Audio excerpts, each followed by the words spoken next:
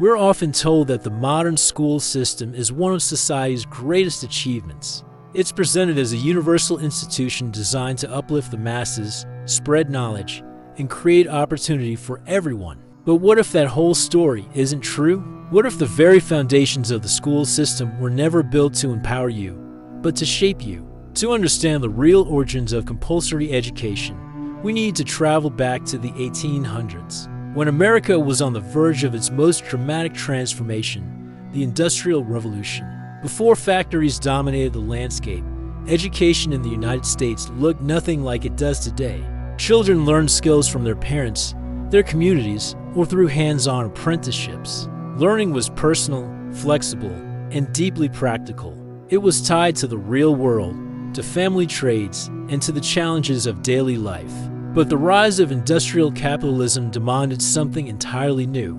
Factories didn't need creative artisans or independent farmers. They required a steady supply of obedient, predictable workers, people who would follow routines, respect authority without question, and perform repetitive tasks for hours on end. The vision for this new kind of education didn't come from teachers or philosophers. It came from industrialists, the titans of industry who needed social efficiency, not intellectual growth. One of the most influential figures in redesigning American education was John D. Rockefeller. Known as one of the richest men in history, Rockefeller understood that real power didn't just come from controlling oil. It came from shaping society itself. In 1902, he funded the creation of the General Education Board. On the surface, it seemed like a noble charity, a foundation dedicated to improving schools across the country. But the board's internal philosophy revealed a much darker agenda. In their private writings and discussions, Rockefeller and his advisors made their intentions clear. They believed the United States did not need a nation of thinkers. Instead, what it needed was a nation of workers.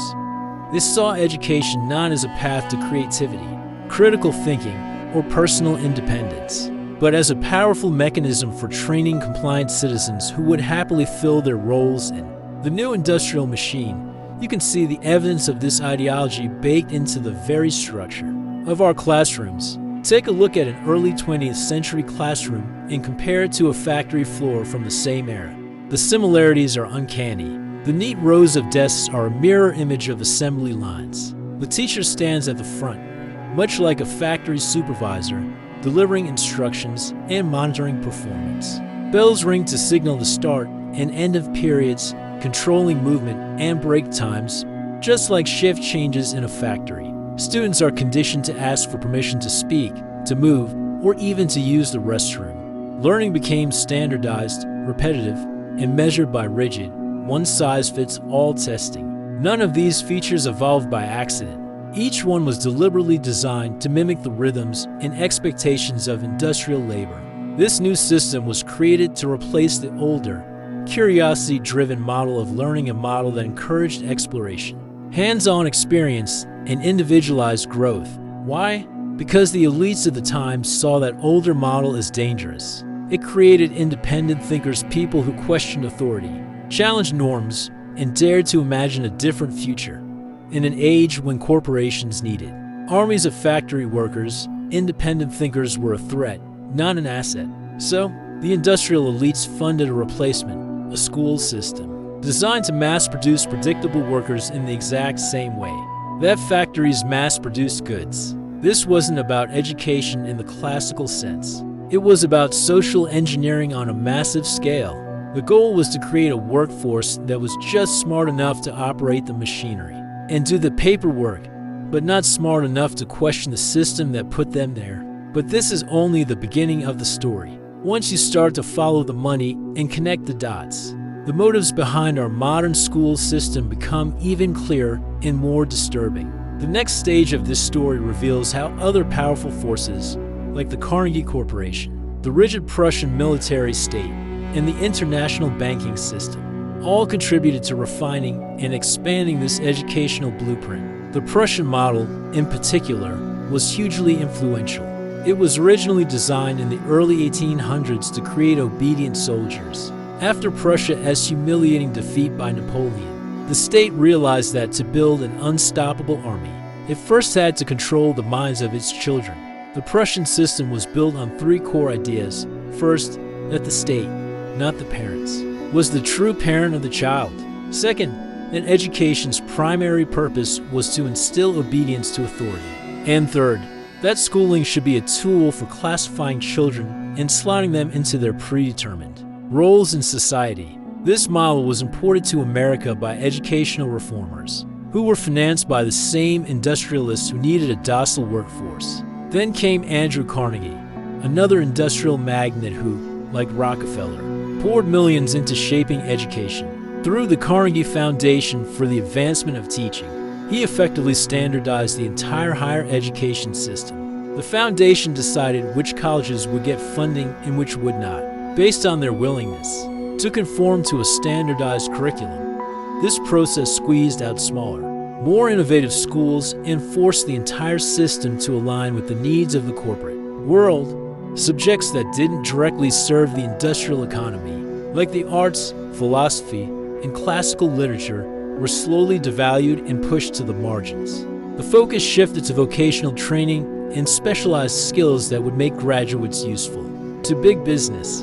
What looks like harmless tradition today, desks and rows, memorization tests, an hour-by-hour schedule dictated by bells, was all engineered with a specific purpose. It wasn't just about creating obedient workers. It was about maintaining control over entire populations.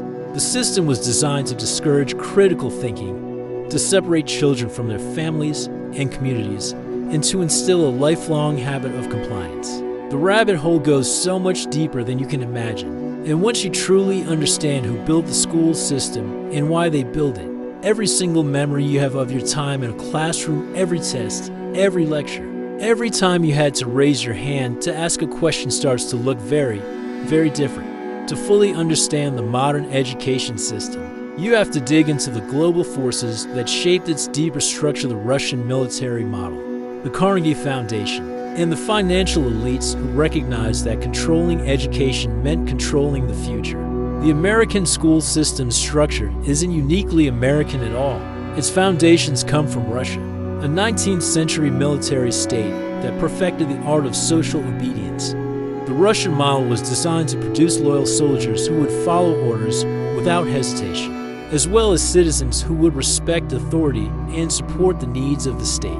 Think about it: rows of desks, strict schedules, bells signaling the start and end of periods. It was a factory for conformity. Early American industrialists quickly realized how useful this model could be. Schools built on Russian principles could train factory workers with the same efficiency that Russia trained soldiers. And so, the United States imported not only Russian classroom structures, but also its core philosophy: order, obedience, conformity, and the suppression of individuality. This wasn't about creating well-rounded individuals. It was about mass-producing a compliant workforce. As the school system expanded, powerful organizations stepped in to shape its curriculum. The Carnegie Foundation, working alongside Rockefeller's General Education Board, became one of the most influential forces in turning American education into an industrial tool. Their private memos and public reports revealed a vision that had nothing to do with nurturing creativity or independence. They believed the purpose of education was to teach citizens what to think, not how to think. In their view, lessons that encouraged critical thinking or personal autonomy were seen as inefficient or even dangerous to the social order they wanted to build. Instead, the system emphasized compliance, memorization, and unquestioning respect for authority. Students were trained to absorb information, repeat it on tests, and then forget it. The goal was to produce employees who would follow instructions, not leaders who would create their own. One of the most revealing decisions the elites made was the deliberate removal of financial education from public schools. Consider this: money is essential to modern life. It dictates where you live, what you eat, and what opportunities you have. Yet, students were never taught how wealth works, how debt functions, or how financial systems truly shape society. This wasn't an oversight, it was strategic. Banking dynasties and early financiers understood that a population with strong financial literacy would be much harder to control. People who understood the mechanics of money would resist exploitative lending practices.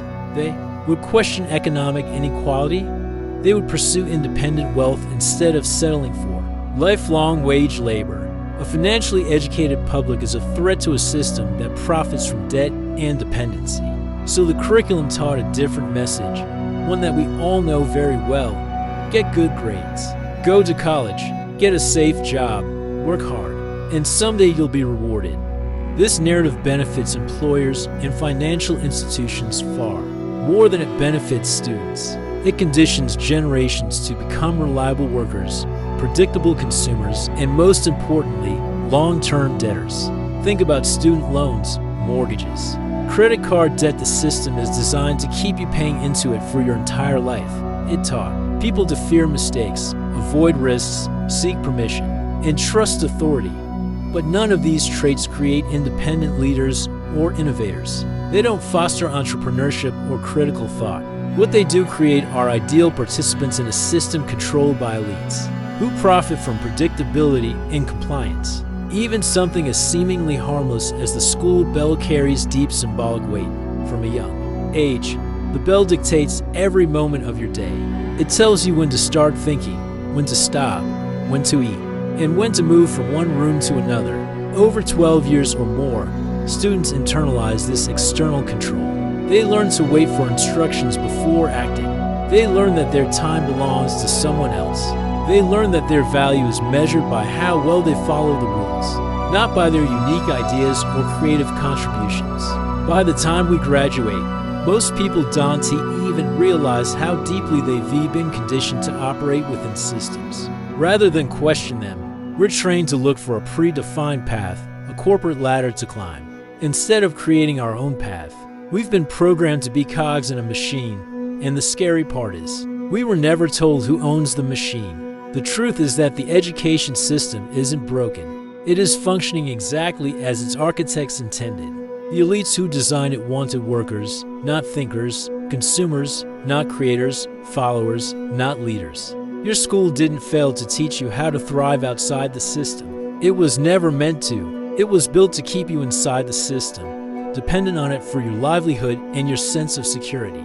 But now that you know the blueprint, you have the power to step outside it. Real education begins the moment you start learning on your own terms about money, about power structures, about history, and about the hidden forces shaping your life.